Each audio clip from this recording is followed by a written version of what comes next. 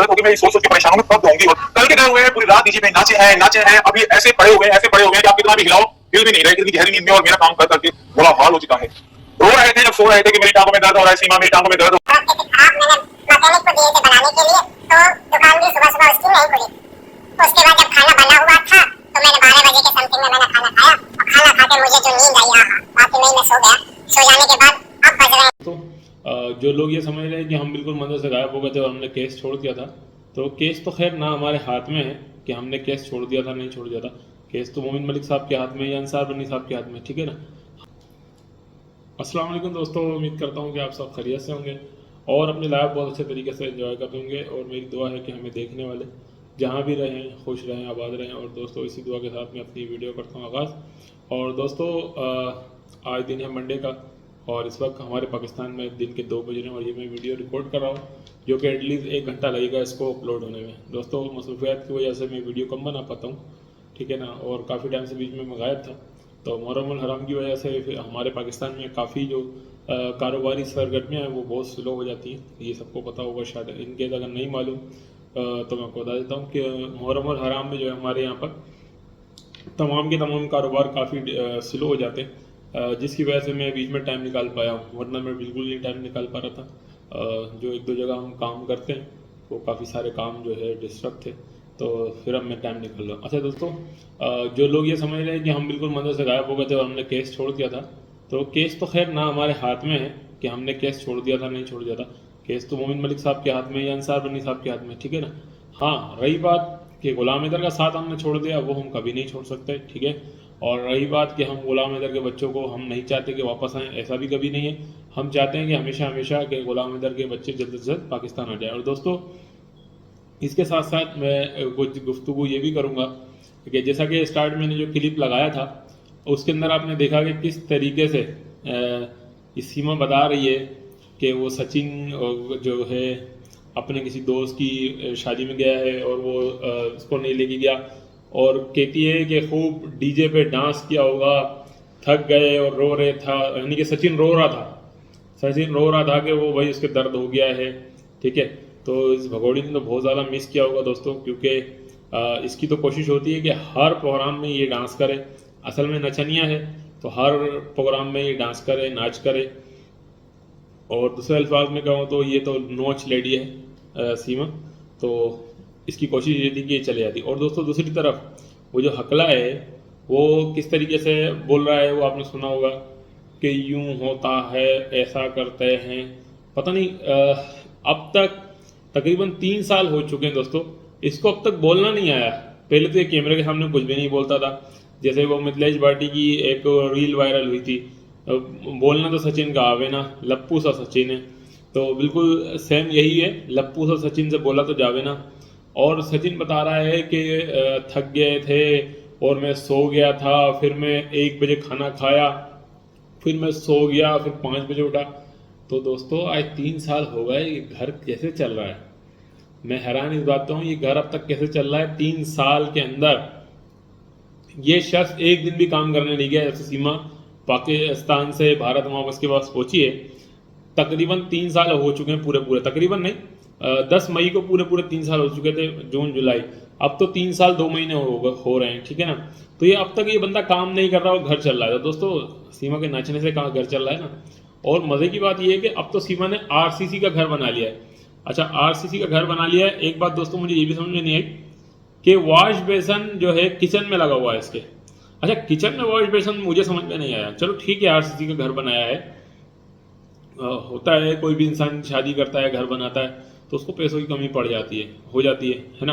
क्योंकि हम middle class family से हमारा ताल्लुक है, कोई हम रॉयल फैमिली से तो हैं नहीं कि हम कोई अमीरजादे हैं, बहुत बड़े बिजनेसमैन हैं, बहुत बड़े कोई बिजनेस क्लास के आदमी हैं कि हमारा पैसे कम नहीं पड़ सकते, हो सकता है। मगर दोस्तों सीमा के पास कैसे पैसा कम पड़ा?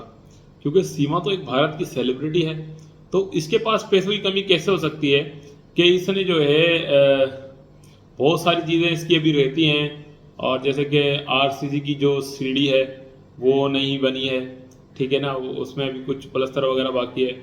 और दोस्तों सबसे हैरान कुन बात यह है कि अब तक ये बेल्ट जो है इसका ये चेंज क्यों नहीं हुआ। पूरा इसने कोई पाकिस्तानी हिसाब से जाए तो 2-2.5 करोड़ रुपए का इसने और इंडियन 1 करोड़ रुपए का इसने घर बना लिया तकरीबन एटलीस्ट, ठीक है ना, 1 करोड़ तो तकरीबन पक्का है इंडियन। तो मगर दोस्तों क्या इसके पास इंडियन हिसाब के अगर मैं जाऊं तो क्या इसके पास 30-40 हज़ार रुपये बेड लेने के लिए नहीं है? ऐसा नहीं हो सकता दोस्तों, ये एक दिखावा है। ये इसलिए कि सीमा जो है नोटिस में रहे, लोग बोलें यार अब तक इसका बेड देखो वही टूटा हुआ है। ये एक फन है मशहूर रहने के लिए, फेमस रहने के लिए। और दोस्तों दूसरी सबसे अहम तरीन बात कि अपने बेडरूम में इसने AP सिंह की पिक्चर लगाई है, वो भी बेड के ऊपर।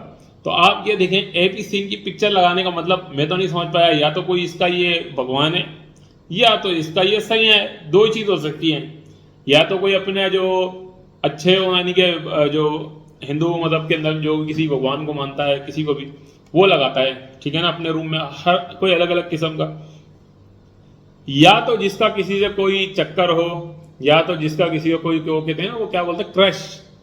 तो आई थिंक सीमा का क्रश AP सिंह है। और फिर बार बार कहती है मेरे को मेरे भैया से जोड़ देते हैं, मेरे को मेरे भैया से जोड़ के कहते हैं इनका इससे ये मसला है, इनका इससे ये मसला है। तो दोस्तों आप खुद सोचो, एक शख्स 4 समोसे खा के, 2 समोसे खुद के हाथ में, 2 सीमा के हाथ में, सचिन को साइड में बैठा देता है, खुद करीब वाली कुर्सी में बैठ जाता है, सीमा से कभी उसका हाथ टच हो जाता है। कोई भाई अपनी बहन से हाथ टच करके बैठता है? मैं तो नहीं मानता, ठीक है ना। हमारी भी बहन है, मेरी भी है, ठीक है ना। हम तो खैर उनकी घर ही नहीं जाते, और अगर जाते भी हैं तो वहाँ पर हम बैठते हैं जहाँ पर जो गेस्ट रूम होता है। ड्राइंग रूम में, सॉरी बेडरूम में कौन जाता है बहन के? हम तो नहीं जाते भाई, सीधी बात है। हमें तो एक हेजिटेशन भी होती है, अच्छा नहीं लगता कि बहन के बेडरूम में कोई जाए। भाई बहन के बेडरूम में कौन जाता है? कोई नस्ली आदमी तो नहीं जाता।